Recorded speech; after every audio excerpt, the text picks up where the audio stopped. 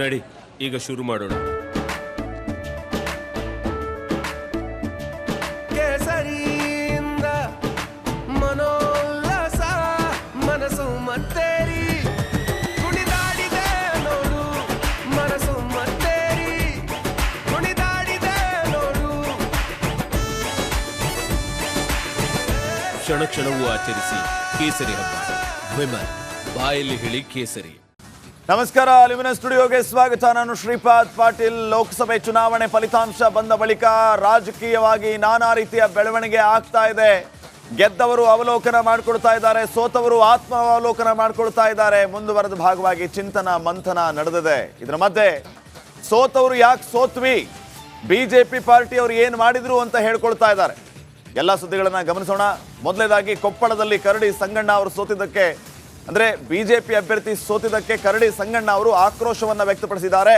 BJP ಲೀಡರ್ಸ್ನ ವಿರುದ್ಧ ಗಟ್ಟಿ ನಾಯಕತ್ವದ ಕೊರತೆಯಿಂದ ಬಿಜೆಪಿ ಇಲ್ಲಿ ಸೋತಿದೆ. ನನಗೆ ಟಿಕೆಟ್ ತಪ್ಪಿಸಿದವರಿಗೆ ಜನ ಸರಿಯಾಗಿ ಪಾಠ ಕಲಿಸಿದ್ದಾರೆ ಅಂತ ಹೇಳಿ ಕರಡಿ ಸಂಗಣ್ಣ ಅವರು ಆಕ್ರೋಶವನ್ನ ವ್ಯಕ್ತಪಡಿಸಿದ್ದಾರೆ. ಕರಡಿ ಸಂಗಣ್ಣ ಅವರು ಕೊಪ್ಪಳದ ಬಿಜೆಪಿ ಸಂಸದರಾಗಿದ್ರು, ಆದರೆ ಈ ಸಾರಿ ಅವರಿಗೆ ಅಲ್ಲಿಂದ ಟಿಕೆಟ್ ಸಿಗಲಿಲ್ಲ.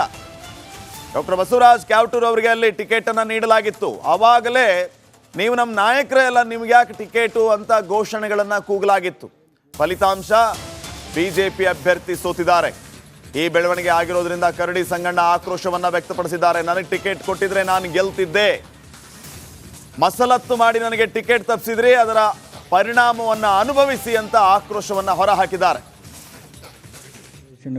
ಜನರ ತೀರ್ಪಿಗೆ ಬಿ ಜೆ ಪಿ ಸೋಲಾಗೈತೆ. ಮತದಾರ ಏನು ತೀರ್ಪು ಕೊಡ್ತಾರೆ ಅದಕ್ಕೆ ತಲೆಬಾಗಬೇಕಲ್ಲ.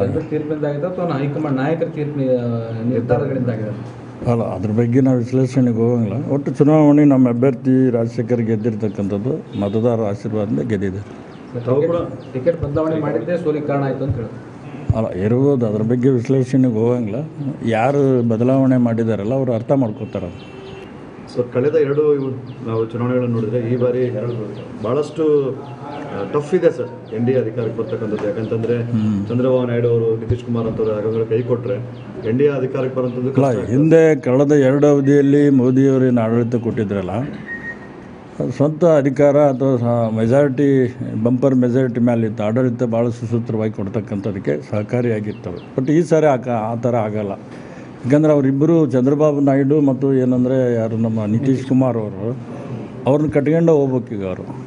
ಅವರು ತಮ್ಮ ರಾಜ್ಯಕ್ಕೆ ತಮ್ಮದಾದಂಥ ಅಭಿವೃದ್ಧಿ ಕೇಳ್ತಕ್ಕಂಥದ್ದನ್ನು ಅದು ಸಹಜ, ಅದು ಯಾರದೇ ಇದ್ದರೆ ಸ್ವಲ್ಪ. ದೇಶದಲ್ಲಿ ಪ್ರಧಾನಿ ನರೇಂದ್ರ ಮೋದಿಯನ್ನ ಮಾಡಿದ್ದಾರೆ. ಮೋದಿ ಕೊಟ್ಟಂತಹ ಗ್ಯಾರಂಟಿ ಫಲವನ್ನ ಕೂಡ ಕೊಟ್ಟಿದೆ ಅಂತ ಹೇಳಿ ಬಸವರಾಜ ಬೊಮ್ಮಾಯಿ ಹೇಳಿಕೆಯನ್ನ ಕೊಟ್ಟಿದ್ದಾರೆ. ನೆಹರು ಬಳಿಕ ಮೋದಿ 3ನೇ ಬಾರಿ ಪ್ರಧಾನಿ ಆಗ್ತಾರೆ ಅಂತ ಹೇಳಿ ಬೆಂಗಳೂರಿನಲ್ಲಿ ಬಸವರಾಜ ಬೊಮ್ಮಾಯಿ ಹೇಳಿಕೆ ಕೊಟ್ಟಿದ್ದಾರೆ. ಸಿದ್ದರಾಮಯ್ಯ, ಡಿಕೆ ಶಿವಕುಮಾರ್ ಸ್ವಕ್ಷೇತ್ರದಲ್ಲಿ ಕಾಂಗ್ರೆಸ್ ಸೋತಿದೆ, ಮೋದಿ ಬಗ್ಗೆ ಮಾತನಾಡುವಂತಹ ನೈತಿಕತೆ ಅವರಿಗಿಲ್ಲ ಅಂತ ಹೇಳಿ ಸಿದ್ದರಾಮಯ್ಯ, ಡಿಕೆ ಶಿವಕುಮಾರ್ ವಿರುದ್ಧ ಬಸವರಾಜ ಬೊಮ್ಮಾಯಿ ವಾಗ್ದಾಳಿಯನ್ನ ನಡೆಸಿದ್ದಾರೆ. ಹಾಗಾದ್ರೆ ಏನು ಹೇಳಿದ್ರು ಬೊಮ್ಮಾಯಿ ನೋಡ್ತಾ ಹೋಗೋಣ. ದೇಶ ಉಳಿದ್ರಷ್ಟು ಬಿಟ್ಟರಷ್ಟು ನಾವು ರಾಜಕೀಯ ಉಳಿಬೇಕು ಅನ್ನುವಂಥ ವಿಚಾರದಲ್ಲಿ ಅವರು ನೆರೇಷನ್ನ ತಂತ್ರಗಾರಿಕೆ ಮಾಡಿದ್ದಾರೆ. ಉದಾಹರಣೆಗೆ ಅವರು ಇವತ್ತು ಜಾತಿಗಳ ಬಗ್ಗೆ ಭಾಳಷ್ಟು ಒತ್ತನ್ನು ಕೊಟ್ಟಿದ್ದಾರೆ. ಅದು ಬ್ಯಾಕ್ವರ್ಡ್ ಕ್ಲಾಸ್ ನಾವು ಸರ್ವೆ ಮಾಡ್ತೇವೆ ಅನ್ನೋದು, ಆಸ್ತಿಗಳನ್ನು ಹಂಚ್ತೀವಿ ಅನ್ನೋದು, ಬಡ ಶ್ರೀಮಂತ ಅನ್ನುವಂಥದ್ದನ್ನು ಈ ದೇಶದಲ್ಲಿ ತರುವಂಥದ್ದು, ಈ ಥರ ಸಮಾಜವನ್ನು ಒಡೆಯುವಷ್ಟು ಸಿದ್ಧರಾಗಿದ್ದರು ಅವರು ಅಧಿಕಾರಕ್ಕೆ ಬರೋಕ್ಕೆ. ಆದರೆ ಜನ ಅದಕ್ಕೇನು ಒಪ್ಪಿಗೆ ಕೊಟ್ಟಿಲ್ಲ. ಯಾಕಂದರೆ ದೇಶ ಉಳಿದ್ರಷ್ಟು ಬಿಟ್ಟರಷ್ಟು ನಾವು ರಾಜಕೀಯ ಉಳಿಬೇಕು ಅನ್ನುವಂಥ ವಿಚಾರದಲ್ಲಿ ಅವರು ನೆರೇಷನ್ನ ತಂತ್ರಗಾರಿಕೆ ಮಾಡಿದ್ದಾರೆ.